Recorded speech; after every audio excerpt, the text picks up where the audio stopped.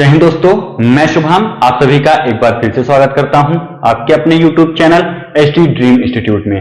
आशा करता हूं कि आप स्वस्थ होंगे, मस्त होंगे, जबरदस्त होंगे, आपकी पढ़ाई भी एकदम शानदार तरीके से चल रही होगी। तो बिना किसी देर के चलते हैं आज के टॉपिक की तरफ। आज का टॉपिक हमारा जो है वो सभी परीक्षा की दृष्टि से महत्वपूर्ण रहने वाला है। अगर आगामी आपका कोई भी एग्जाम लगा हुआ है तो आज का ये जो टॉपिक है तो आपके लिए बहुत ही ज्यादा महत्वपूर्ण रहने वाला है। तो बिना किसी देर के चलते हैं आज के टॉपिक की तरफ। तो आज का हमारा जो टॉपिक है वो रिलेटेड है दादा साहब फाल्के पुरस्कार।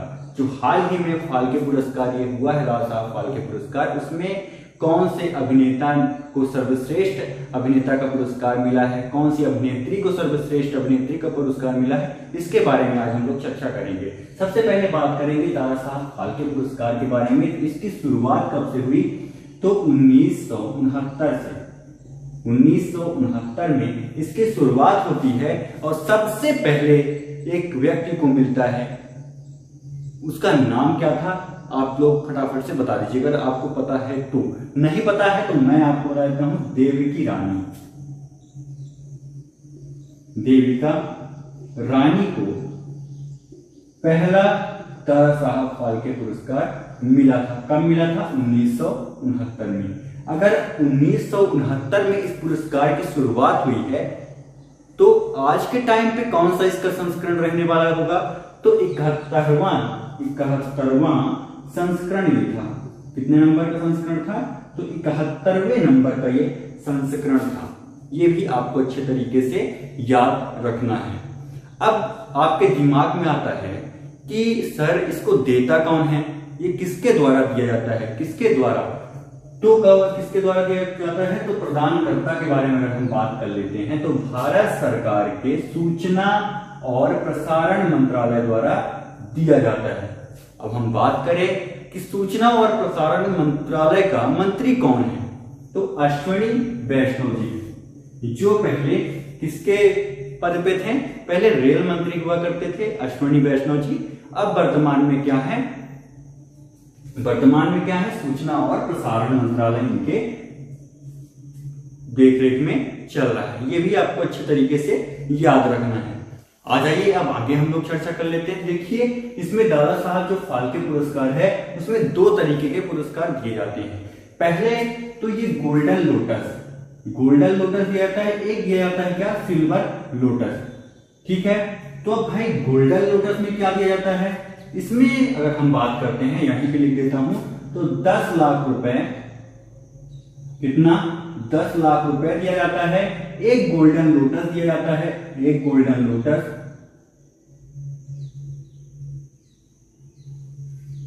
गोल्डन लोटस दिया जाता है। इसके अलावा क्या दिया जाता है? एक साल दी जाती है।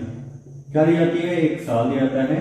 अगर हम बात करें कि और फिर क्या दिया जाता है तो एक रेशम की एक रोल दिया जाता है। रेशम का एक रोल दिया जाता है। ये भी आपको अच्छे तरीके से याद रखना है। अगर हम बात कर लेते हैं कि फिर सिल्वर लोटस में क्या मिलता है तो एक सिल्वर लोटस मिलता है, जो यहां पे पहले से लिखा हुआ है। क्या मिलता है?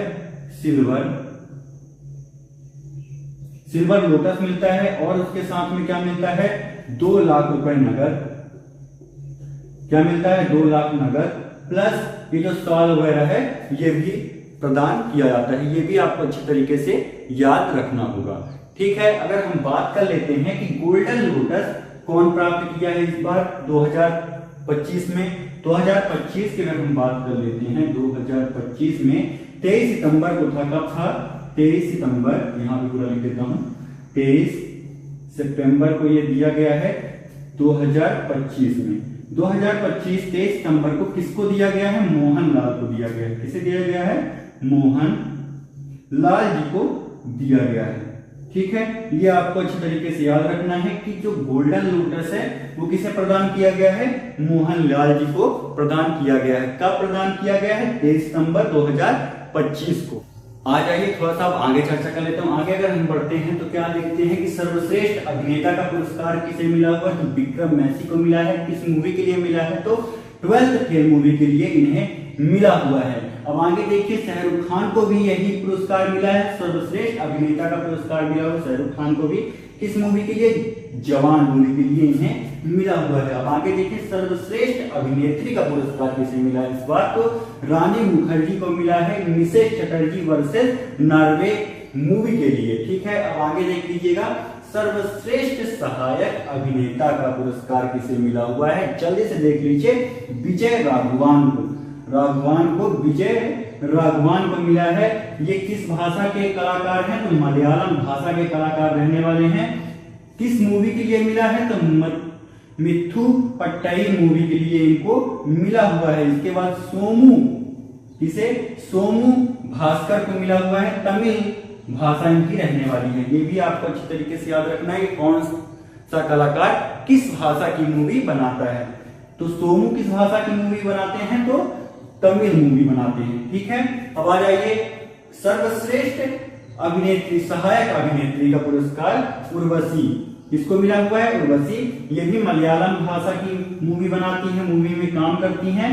आपको अच्छे तरीके से याद रखना है। जानकी बोदीवाला भी गुजरात की रहने वाली, गुजराती मूवी में ये काम करती हैं, गुजराती भाषा की। अब आगे चर्चा कर लेते हैं। तो आगे हम चर्चा करते हैं, सर्वश्रेष्ठ फीचर फिल्म का अवार्ड किसे मिला हुआ है? 12th फेल को मिला हुआ है। किसे मिला हुआ है? तो 12th फेल को मिला हुआ है। सर्वश्रेष्ठ गैर फीचर फिल्म का अवार्ड किसे मिला हुआ है? फ्लावरिंग मैन को मिला हुआ है। फ्लावरिंग मैन, इसे भी अच्छे तरीके से आपको याद रखना हुआ है। तो सर्वश्रेष्ठ डॉक्यूमेंट्री किसे मिली हुई है? डॉक्यूमेंट्री का सर्वश्रेष्ठ पुरस्कार किसे मिला हुआ है? तो गॉड, वल्चर एंड ह्यूमन, ये है तेलुगु की मूवी क्या बोलेंगे इसको? हम क्या बोलेंगे? डॉक्यूमेंट्री। मूवी जैसे ही होती है, लेकिन क्या होता है इसमें? सच्ची घटना पर आधारित होती है। ये सच्ची घटनाओं पर आधारित होती है, उसे हम डॉक्यूमेंट्री बोलते हैं। और ये जो फिल्में होती हैं, तो उसमें क्या होता है कि कहानियां रहती हैं, कहानी टाइप की अगर रहती है तो इसका मतलब ये फिल्म है, और इसमें सच्ची घटना पर आधारित रहती है। यही दोनों में अंतर है।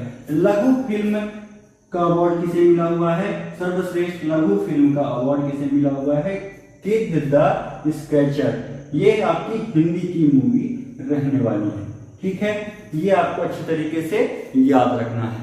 कैसी लगी क्लास? ज्यादा ज्यादा अपने दोस्तों में शेयर कीजिएगा। मिलते हैं नेक्स्ट क्लास में, तब तक के लिए जय हिंद, जय भारत।